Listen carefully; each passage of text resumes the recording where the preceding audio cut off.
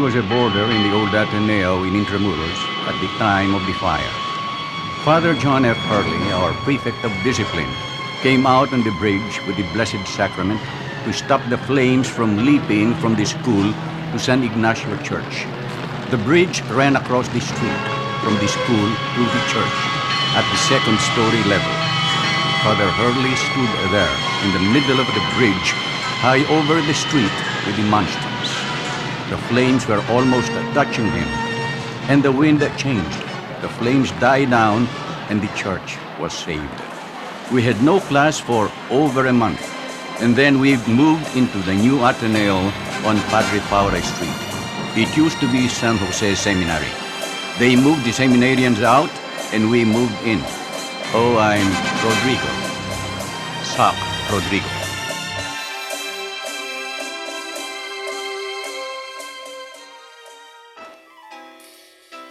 I am Alfred Jerez Burgos. In 1936, I went to the Ateneo, which was in Intramuros. And we didn't stay there long because of the big fire in Intramuros. We were moved to Padre Paura. I remember very distinctly that the Ateneans were famous for their Ateneo accent. This made them most unpopular with the other schools, including La Salle, where I had come from. They were considered the humbugs, but perhaps later on I reconsidered and felt that Ateneans also felt that they were a little more intellectual because of the Jesuit influence. Ateneo boys were said to be very close to the Assumption girls, maybe because Assumption was behind Padre Paura, and Ateneo football players used to kick the ball across the wall if only to get a chance to get into Assumption's hallowed grounds. I am Father Reuter, Father James B. Reuter of the Society of Jesus. When I was first assigned to the Ateneo de Manila as a young Jesuit scholastic in May of 1941, I was scared stiff. The one who really broke me into the job of teaching was Father Walter Hogan. He had finished 3 years of regency and was waiting for a boat to the United States. He loved the school. My class was sophomore AB. Old Joe Mulry had taught that class as freshman the year before, so I went to Father Mulry for advice. He said, They are bright. Aurelio Montenola, Johnny Tan, Larry Anaris, Gus Gonzalez, J.V. Cruz, Joe Yulo, Greg Anonis, Mariano Laurel, Joe Abreu, Monty Lannon, but they have all ants in their pants. They can't sit still. You have to keep the class moving. Something doing all the time. You have to shoot yourself out of a cannon. His last words to me were, Get in there and learn as much as you can from them. I think that this was the best advice that could ever be given to a young teacher.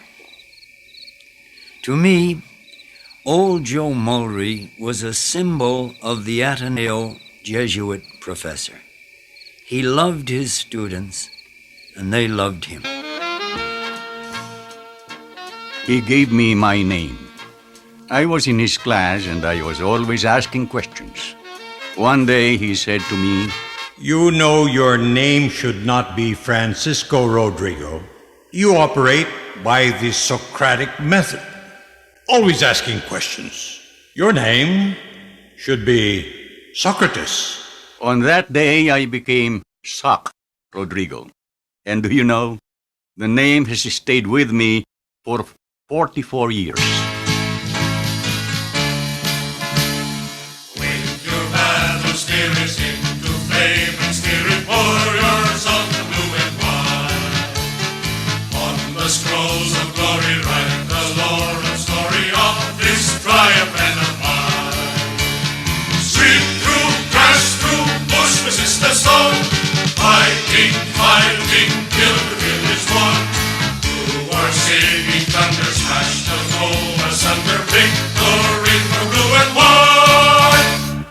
words of that song, the Ateneo Battle Song, were written by Skisix, Horacio de la Costa.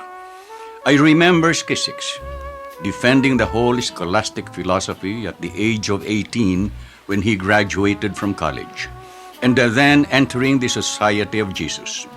We used to visit him at the Sacred Heart Novitiate in Novaliches, and then he was writing for radio, the Commonweal Hour. We were on the air for 2 hours every Sunday night, from 7 to 8 in English, and then from 8 to 9 in Tagalog. Leone Guerrero, Jess Paredes, Narciso Pimentel, Manny Colaico, Jose Panganiban, Lucas Paredes, Raul Manglapus. Those were the days. It was Raul Manglapus who wrote, E-L-U-E-E-A-G-L-E. Blue Eagle, Blue Eagle, Blue Eagle, the king.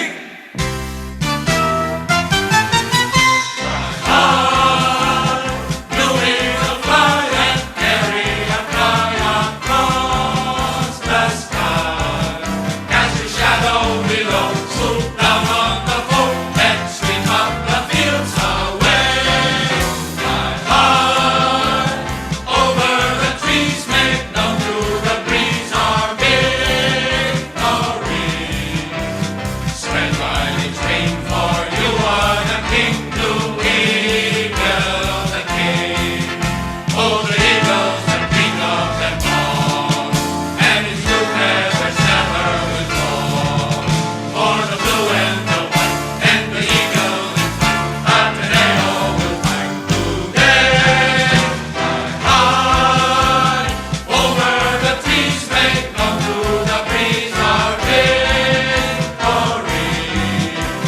Spread wide his wing, for you are the king, Blue Eagle, the king. The first time that I heard that song was in the old wooden gym at Padre Faura. The players on the basketball team at that time were Simon Lao, Eduardo Cortez, Bobby Jones, Cuervo, Pertiera, Esteva, the Montenegro brothers, Claustro Verona, Wonder Boy Hampton, and Fermin Fernando, the Black Panther from Zamboanga. In those days, the team was notorious for winning by 1 point in the last moment of play. It was the Hail Mary team. I directed the school play that year, Who Ride on White Horses. One of our handsome young actors, playing a young English lord, the companion of Queen Elizabeth, was Dick Puno. Queen Elizabeth was Haji Callow. The boys played girls in those days. But Haji was so good as Queen Elizabeth that after the show, members of the Manila Theater Guild came backstage to get him to play the feminine lead in their next play. They could not believe that Haji was a boy. We had other boys who were magnificent in the role of girls. Teddy Evangelista as Lady Macbeth, Bert Avellana as Portia, Anafre Pagsanhan as Ophelia in Hamlet. The cast of Who Ride on White Horses was strong. Jerry Rojas, Jerry Montemayor, Renato Arevalo, Tony De Hoya, Jess Hoxson, Basilio King, Aurelio Montenola, Johnny Tan, Jose Abreu, Monty Lannon, Larry Henares, and J.V. Cruz. The star was Luis Pimentel. In the last days of rehearsal, he was coming in from Florida Blanca in uniform because he was already in the army. He was in the death march from Bataan and died the next year in the prison camp at Capas. We had a prayer that we used to say in the old Ateneo. Dear Lord, in the battle that goes on through life, I ask but a field that is fair, a chance that is equal with all in the strife, and courage to strive and to dare. If I should win, let it be by the code with my faith and my honor held high. And if I should lose, let me stand by the road and cheer as the winner goes by. When you get out of school and the years go by, you begin to realize what that prayer means. In the year that I first came to the Ateneo, 1941, our football team was undefeated, untied, and unscored upon. The cheerleaders, as I remember, were Alex Ontiveros, Pancho Magalona, and Greg Anona.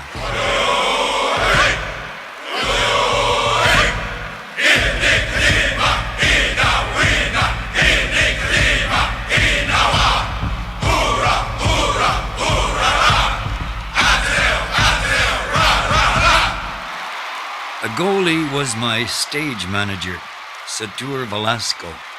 He was a nervous goalie, but they never got the ball past him.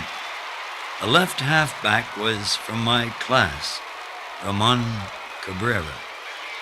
He was small, but tough. The coach was Arsenio Lacson.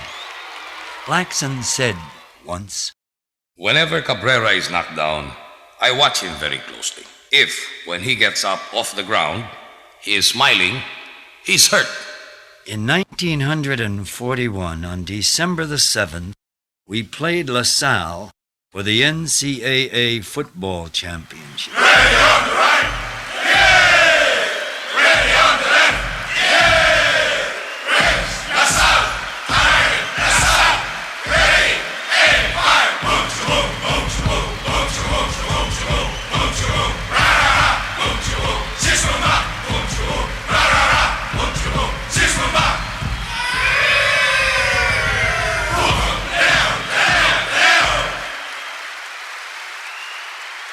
It was a tough game. The Ateneo team was half LaSalle, Pertiera, Esteva, Velasco, two Laxons. But the star that day was the smallest of all the players who had been Ateneo since birth, Simon Lao. With minutes to go in the last period, Simon Lao kicked in the winning goal from far out with his left foot. He kicked it past Louis Havillana, who at that time was the goalie for LaSalle.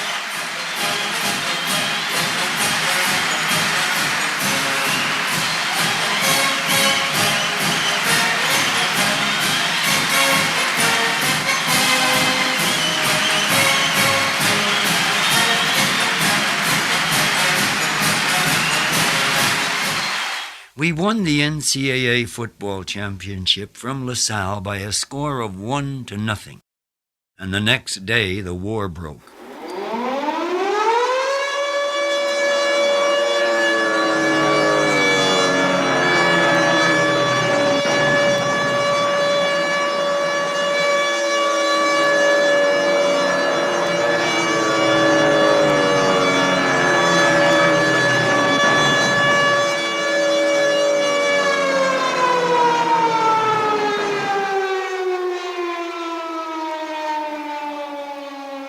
I reported to the ROTC office in the Ateneo. I was Master Sergeant Alfred Jerez Burgos, an elder Ateneo ROTC graduate. In spite of the fact that there was no call for the Ateneo ROTC cadets to report to the military, a large number of them reported and volunteered for service to the cause of their country. On the Ateneo parade ground, they began serious training for war, crawling on their bellies, even learning how to throw hand grenades. A few days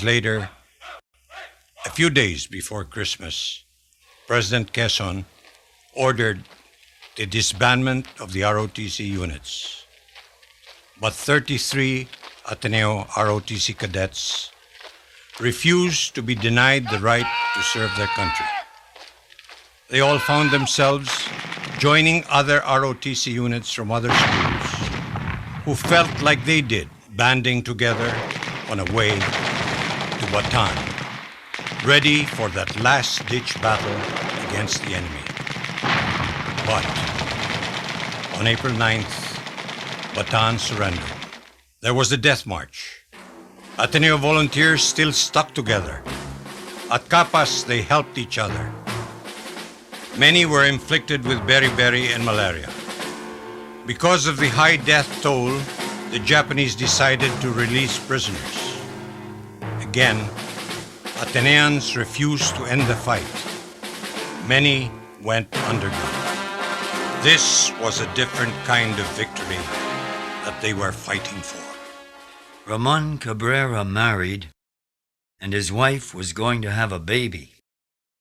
But the Japanese picked him up and brought him into Fort Santiago. Arsenio Lacson, the football coach, did all that he could to reach Ramon in prison. They wanted Mon to give the names of all those who were with him in the underground. He would not give the names, so they beat him in the mouth with a gun butt, trying to make him talk. They smashed his jaw and broke most of his teeth and his nose, but he would not give the names. This made the Japanese very angry, and they bayoneted him. But even when he was dead, you could tell who was the winner. With a shout, with a song, we will help the boys along. After the war in the new Ateneo campus at Loyola Heights, there were different athletes and different cheerleaders, but the same spirit. One of our best athletes was Chole Gaston. In training with the Philippine Air Force, Chole won all the medals except one, 7 out of 8.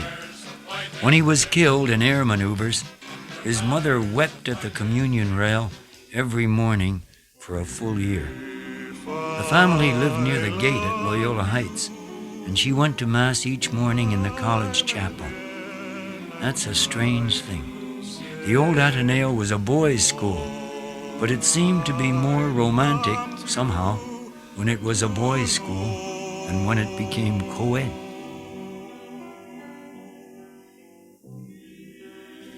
The most important thing about our education in the Ateneo was this.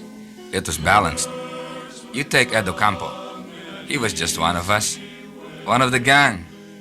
He was never recruited as an athlete. Came to Ateneo just like the rest of us, to learn. And he became Mr. Football, and then Mr. Basketball. He played in 4 Olympics. But what I remember most about him was the championship game against Mapua.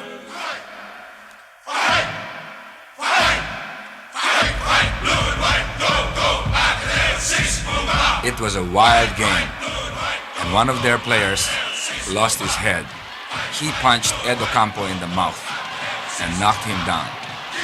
Ed was on the floor of Rizal Memorial Stadium, bleeding at the mouth. He got up, walked over to the player who had just hit him, and shook his hand. That night, I was proud of Ed and proud of the Ateneo. Cheer, cheer and go. With heart and hand, our loyal band will battle through. Team forward, team. We lift our cry up to the sky and we will thunder, rock, rock. Onward and smile. We'll sing the while. We're marching on, on. Ateneo go. We'll fight for victory. We'll cheer the battles on.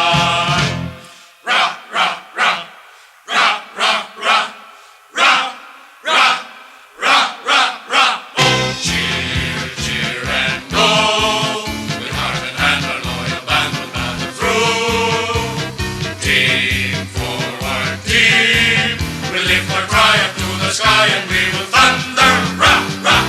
Onward and smile, we'll sing the while. We're marching on. Ateneo go. We'll fight for victory, we'll cheer the battles on. That song was written, words and music, by one of the outstanding moving picture directors in the country, Lamberto V. Avellana, Ateneo AB, 1937. I wrote that song when I was in college. After graduation, I went into the moving picture business and won several important awards in the process. I might mention in passing that I have also been named the National Artist for Theater and Film. And I think that this is due in a great way to the training that I received at the Ateneo under Father Henry Lee Irwin, and who can forget him? I'm Vic Silayan, professional actor. I got my first lessons on the stage in grade school, through high school, till I got my AB, all at the Ateneo, where I learned to give whatever I'm doing all I've got. It took more than 2 decades before I got my first major recognition. But when it started, it came. Best Actor from the critics, the Manunuri twice, the Metro Manila Film Festival, and then the one that means most to me, the Catholic Mass Media Awards for Best Performer. I thank the Ateneo for all that. For deep full life to sing God's truth as it was seen by thee. We beg for grace to be fit soldiers of the company. This is a song that was written during World War II in the Ateneo campus on Padre Faura Street. It was written by a young Jesuit scholastic, Vicente Marasigan. Many of the Jesuits who first sang this song are dead. Ricardo Pimentel, who died of shrapnel through the head just outside of the old auditorium on Padre Faura. Abrohina, who was bayoneted by the Japanese and his body thrown into the flames of the burning cathedral at Lipa. Francis Lopez, who was shot in the back by a sniper when he was bringing bandages to the nuns over the wall that separated Ateneo from Assumption. Big Ed McGinty, who died of malnutrition during the last days of the war. Old Joe Mulry, who died in the prison camp at Los Baños. Big Mike Cashman, who died of cancer of the lymph gland 6 months after the war. Charlie Riley, who died of heart failure because of the strain of the war years. The men are gone, but their spirit lives on. It is the spirit of the Ateneo, strong with the strength of God.